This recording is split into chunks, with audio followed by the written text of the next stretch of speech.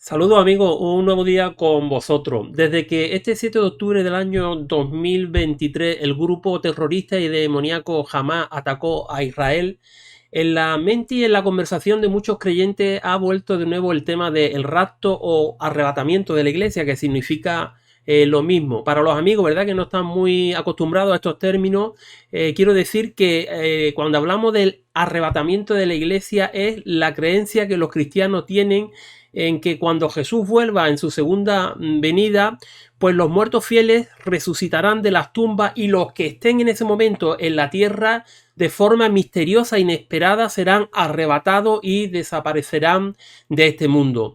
Todo esto lo encontramos, ¿verdad?, con la base bíblica en primera de Tesalónica, capítulo 4, versículos 16 y 17, el apóstol San Pablo dice: porque el Señor mismo con voz de mando, con voz de arcángel y con trompeta de Dios, descenderá del cielo y los muertos en Cristo resucitarán primero. Luego nosotros, los que vivimos, los que hayamos quedado, seremos arrebatados juntamente con ellos en las nubes para recibir al Señor en el aire y así estaremos siempre con el Señor.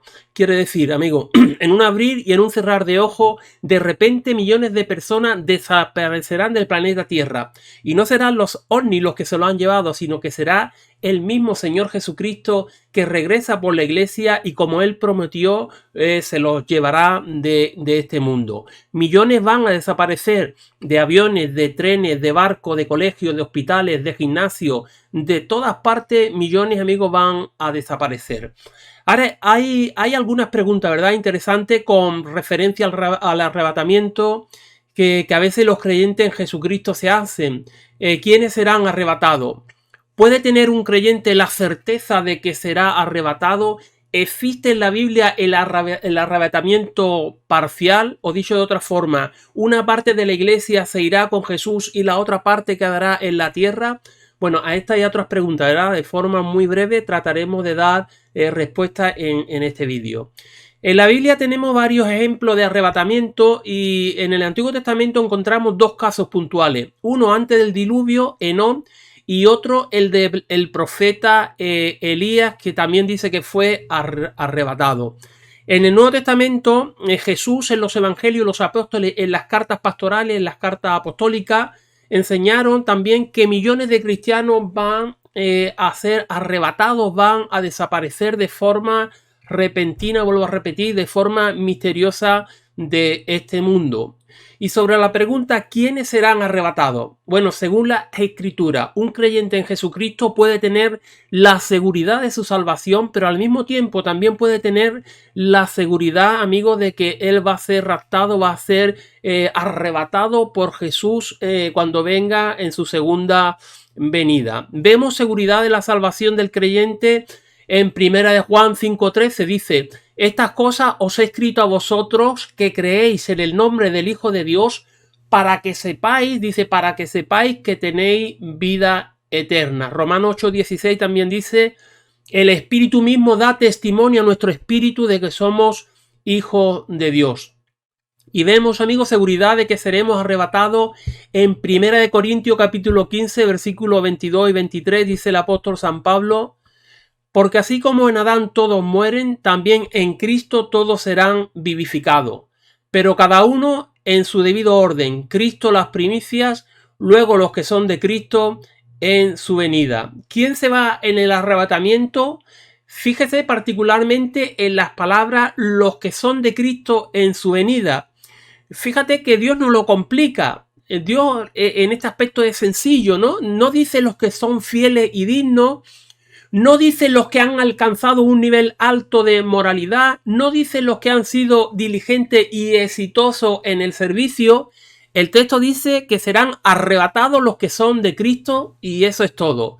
Es simplemente una cuestión de pertenecer a Cristo. Ahora, claro, esto no quiere decir que podemos vivir de cualquier manera, ¿no? Que podemos vivir a la Bartola. Gálatas 5:24 dice: pero los que son de Cristo han crucificado la carne con sus deseos y pasiones. Crucificar la carne, amigos, ¿qué quiere decir en la Biblia? Quiere decir que una persona ya no vive en adulterio, fornicación, inmundicia, lascivia, idolatría, hechicería. enemistades, pleitos, celos, ira, contienda, disensiones, herejía, envidia, homicidio, borrachera, orgía, etcétera, etcétera, etcétera. Entonces, amigo, la Biblia dice que sin santidad nadie verá a Dios, pero también es cierto que lo que nos salvará no serán nuestras santas obras. Dice el apóstol Pablo en Efesios capítulo 2, 8 y 9, dice, porque por gracia sois salvos por medio de la fe, y esto no de vosotros, pues es don de Dios, no por obra, para que nadie se gloríe. Lo que nos salvará, ¿verdad?, será la fe en el sacrificio expiatorio que Jesucristo hizo por nuestros pecados en la cruz del Calvario. Hay otra pregunta que genera mucha inseguridad en la mente de algunos cristianos. Y esta pregunta es si existe en la Biblia el arrebatamiento parcial, o dicho de otra forma, Dios se llevará a creyentes maduros y Dios dejará que pasen por la tribulación creyentes inmaduros. Bueno, muchos creyentes que creen en el arrebatamiento parcial usan textos bíblicos como la parábola de las 10 vírgenes y enseñan que las 10 vírgenes eran creyentes, eran hijas de Dios, ¿verdad? 5 prudentes, 5 insensata. Pero atención, amigos, a lo que le voy a decir. La Biblia enseña que no hay una categoría media entre las insensatas y las prudentes. O eres oveja o eres cabrito. O eres trigo o eres cizaña. O luz o tiniebla. O frío o caliente. Y dice Dios en su palabra que a los tibios Dios mismo lo vomitará de su boca. Entonces, cuando tú lees detenidamente la parábola de las 10 vírgenes en Mateo capítulo 25, te das cuenta que solo había 5 hijas de Dios. Las otras 5 eran profesantes, eran creyentes nominales, era todo fachada, era fariseísmo, era apariencia de piedad. En Mateo 25, el versículo 2 dice también, 5 de ellas eran prudentes y 5 insensatas. Fíjate, amigo, que en la Biblia la palabra insensatez habla de falta de respeto a Dios. Y esas vírgenes eran insensatas. Proverbio capítulo 1, versículo 7 dice, el principio de la sabiduría es el temor de Dios. Los insensatos desprecian la sabiduría y la enseñanza. Los insensatos desprecian la sabiduría de Dios, la enseñanza, los consejos de Dios. Pero hay algo más fuerte aún en esta parábola de las 10 vírgenes, ¿verdad? En el capítulo 25, versículo 12 dice el esposo, atención a esto, a las vírgenes insensatas le dice, mas él respondiendo dijo, de cierto os digo que no os conozco. El esposo no conocía a las vírgenes insensatas. Pero fíjate qué diferencia en Juan capítulo 10 versículo 14 las palabras de Jesús. Jesús dice, yo soy el buen pastor y conozco mis ovejas y las mías me conocen. O sea, aquellas vírgenes insensatas no eran conocidas por Jesús porque no eran parte de su rebaño. Amigos, las epístolas paulinas enseñan y afirman de forma clara y detallada que, 1. Todos los que son de Cristo serán transformados en un momento. 2. Todos los que son de Cristo en su venida serán resucitados de entre los muertos. 3. Todos nosotros hemos de comparecer ante el tribunal de Cristo. Y 4. Cuando Jesucristo regresa a la tierra para ser glorificado en sus santos, dice que será admirado entre todos los que han creído.